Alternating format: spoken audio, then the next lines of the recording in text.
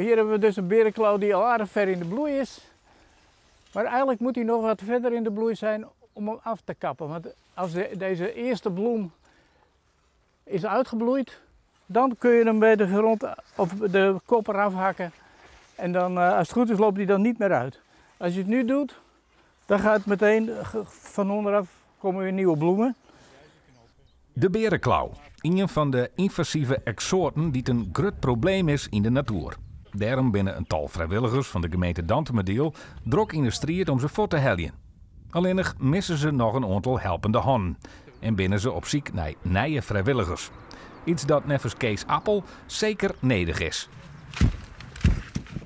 Ja, omdat er toch nog wel heel wat berenklauwen hier en daar staan. En vele handen maken licht werk. Want vooral over een paar weken, er staat alles in de bloei. Er moet eigenlijk alles eraf voordat ze zaad kunnen vormen. Want als ze één keer zaaien, nou, dan heb je na 1 of 2 jaar heb je er honderden. En dan krijgen ze bijna niet meer weg. Het voortheljen van planten is dus hut nodig. Mocht er nou net volle ondien worden, dan breidt het met de jaren heel iets meer uit en wordt het een last van de natuur. Dan staat er straks alleen maar berenklauw en geen enkele inheemse plant meer. En die berenklauw leeft ook geen dier, geen insect, niks kan ervan leven.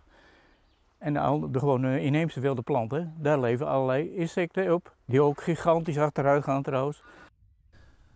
Mochten mensen dochs besluiten om te beginnen met het voortheljen van de berenklauw, had Kees nog wel een aantal tips. Moet je er wel rekening mee houden dat ze verbranding kunnen veroorzaken. Dus je moet wel een lange broek en je armen bedekt en handschoenen aan. Anders kun je best brandwonden krijgen. Vooral onder invloed van het zonlicht. Dus je kunt het best doen 's avonds met bewolkt weer. Nou, die hiertjes die hierop zitten, dat brengt grote boosdoen. Dus daar krijgen we dus allergische reactie op. Het is verschrikkelijk wezen. Tot 12 centimeter dik dat de opperhuid van je lief afzet.